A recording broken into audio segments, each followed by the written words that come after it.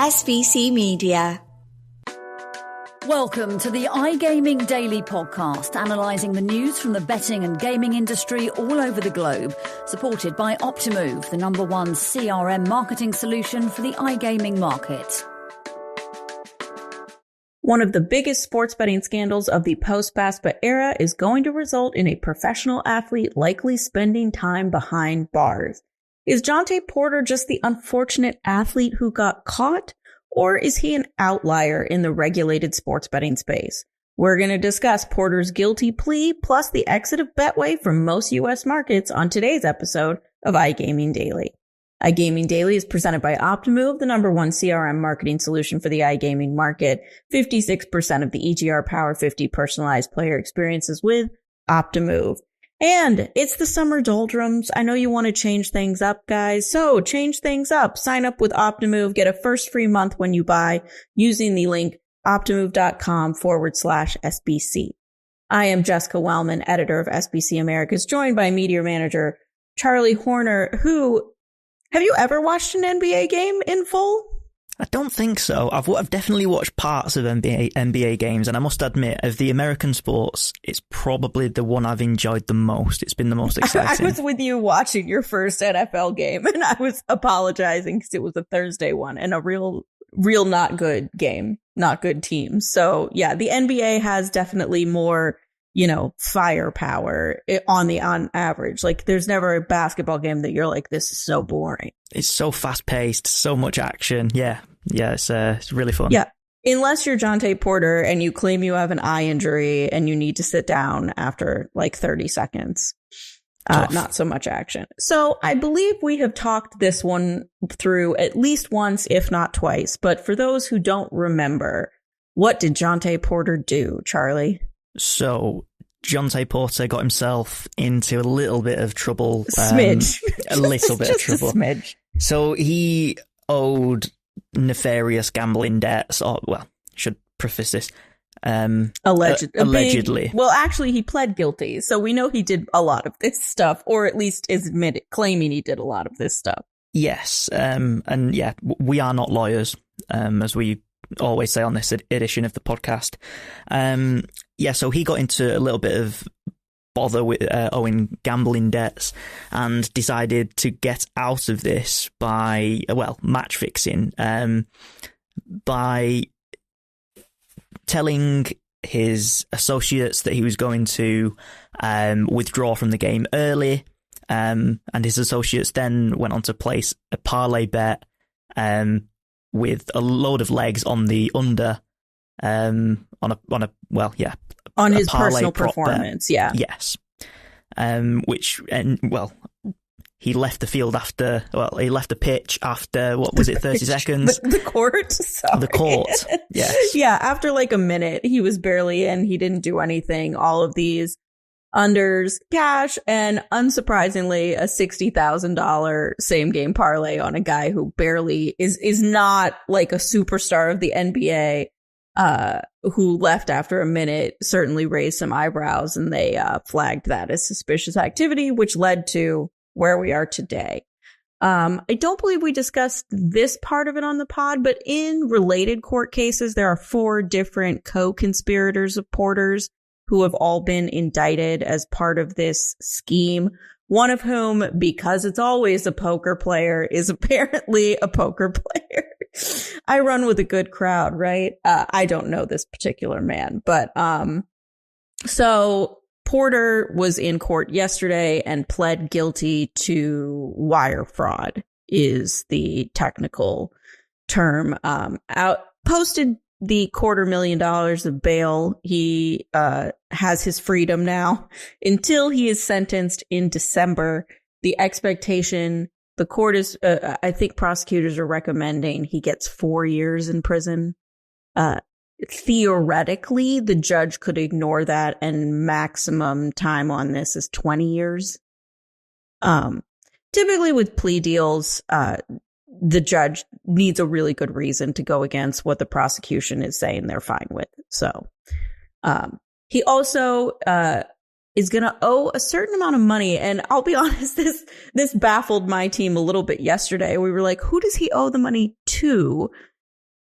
But you have this question as well? Yeah, this is interesting. So he owes nearly $500,000 in that's different the estimate, yes, fines and fees and payments and things. So who is this going to? Is this to pay the court back for their time? Is this to the NBA for causing them trouble? So it doesn't make sense. It sounds, best I can tell, it's a little bit of both. So these fines, if I'm remembering, I think some of these guys in other kind of wire fraud cases that I've covered, the fine for breaking the law is usually 6 figures. You typically owe restitution to whoever you've wronged in this one.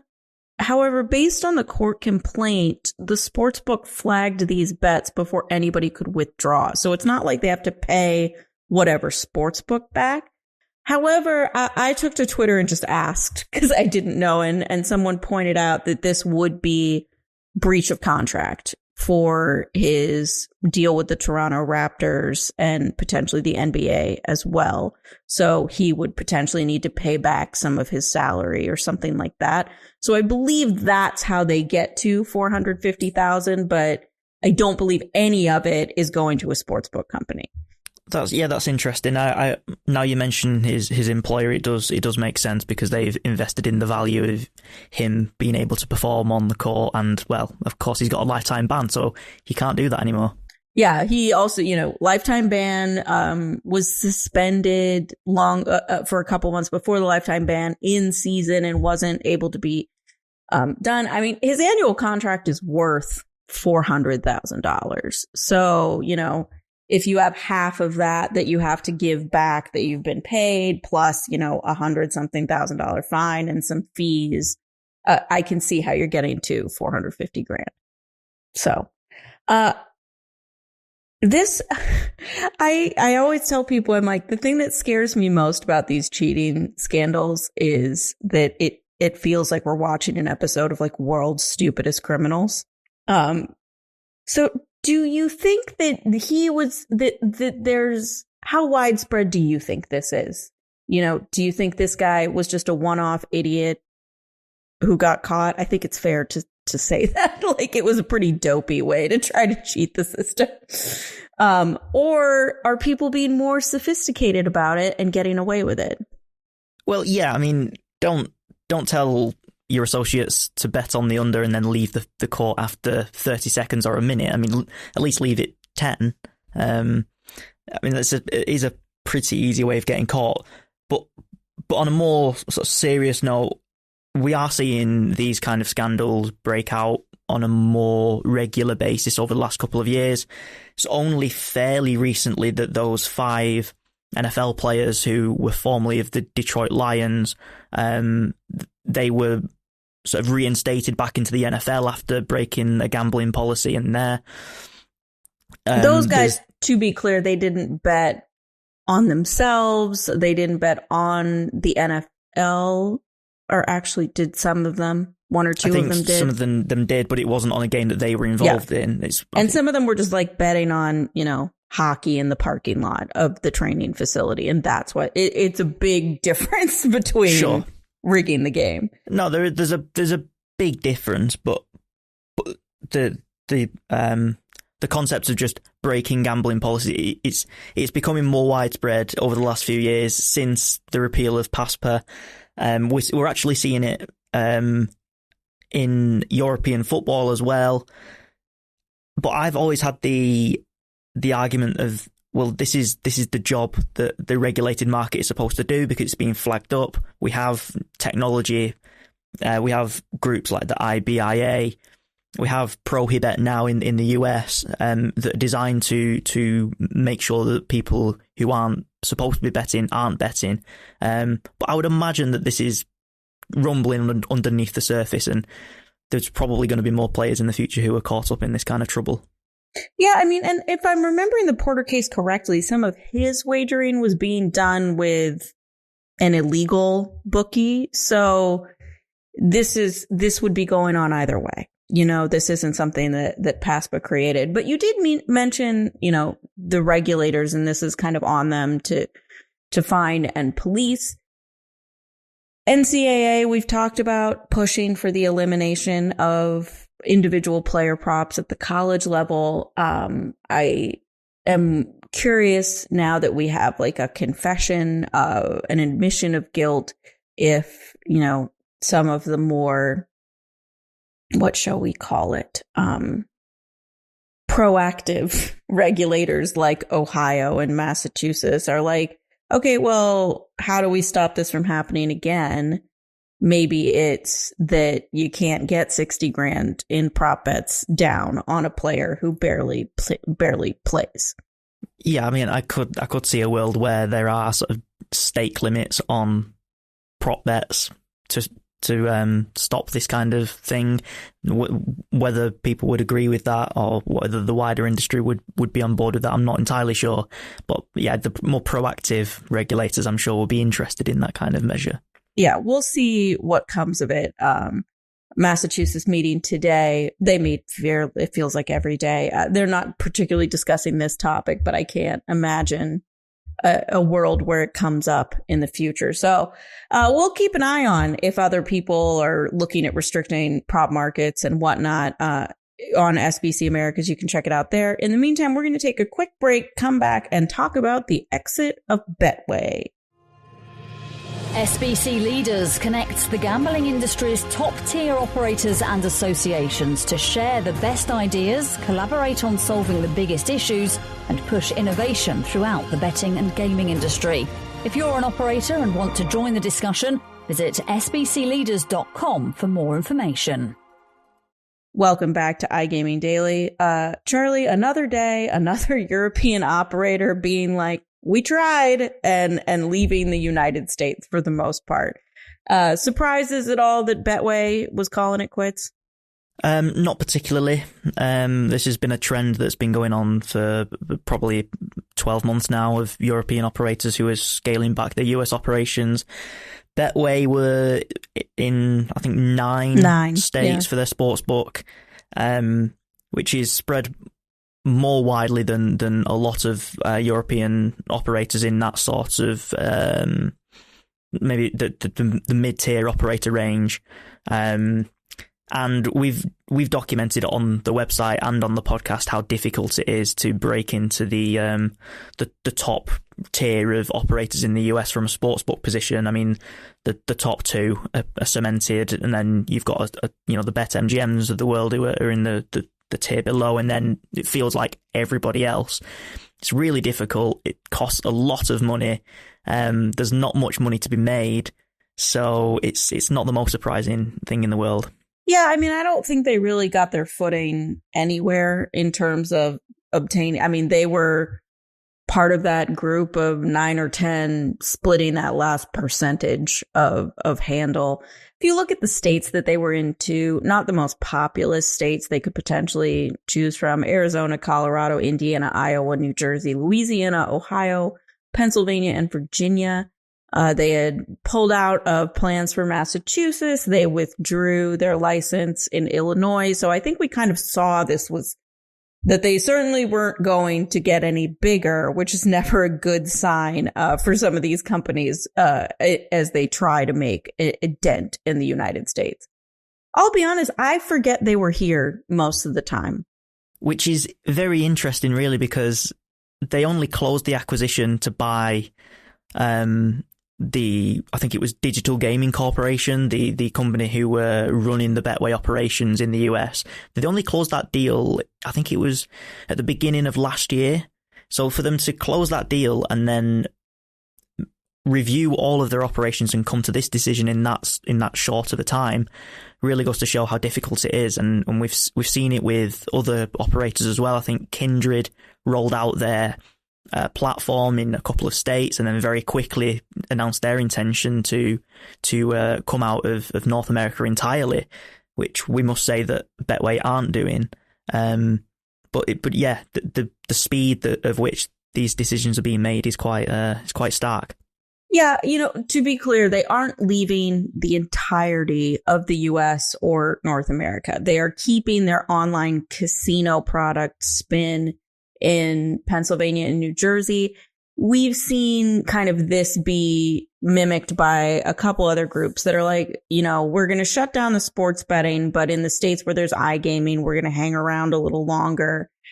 In the case of like Wynn, they just were like, we're done altogether after attempting that. So it's interesting that there's room, it seems, for at least a dozen online casino operators to kind of live and make enough money because the margins are so much different and better. But we've kind of seen in the newest state launches that 7 or 8 is really the extent of brands that are going to be able to survive in a single state. Yeah, I mean, you're absolutely right. It's so much easier to make money on the iGaming side because of those margins, but there simply aren't enough of those states for these companies to make the investment in rolling out the sportsbook further. The big example we always come to on the sports side is Massachusetts. That was supposed to be a really exciting market. I think they had 15 licenses available. Dozens of applicants that they expected. Yeah, and lo and behold, there's 6. 6 now, yeah. So it just goes to show that the US is not that exciting new emerging market that it was sort of touted to be all those years ago until more iGaming states are rolled out. I mean, it's exciting for some people. There are plenty of people who are very excited about how they're faring in the US. I think even the Caesars and the BetMGMs of the world have to feel pretty decent about the chunk of change that they're making off sports betting. Justin Byers, our senior writer at SBC Americas, and I were talking about, we got a few months of Kentucky back revenue finally reported. ESPN Bet is running 6th out of 7. Well, now 8 because Circa launched. They're beating Fanatics and Circa, and they are losing to DraftKings, FanDuel, BetMGM, Bet365, and Caesars. So even ESPN Bet, which as a value prop compared to Betway has a whole lot more going for it, is still running in 6th place. I think the problem with a lot of these European operators is there's just nothing that stands out about them. With an online casino, you can get exclusive games. You can come up with like unique ways to keep players in the pipeline. There's not that much flexibility with sports betting in terms of differentiating your product. Somebody tweeted, I'm not going to remember, like apparently the approach of doing what everybody else does but worse isn't working for Betway. And it isn't a testament to Betway. It's just a testament to these smaller operators without gigantic bankrolls to offer a bunch of promos or really invest in product, that it's just, if you don't have something to add, it's going to be really tough to succeed. Yeah, and the European player and the American player, they're just completely different. We have different ways of consuming sports. We have different sports that we enjoy.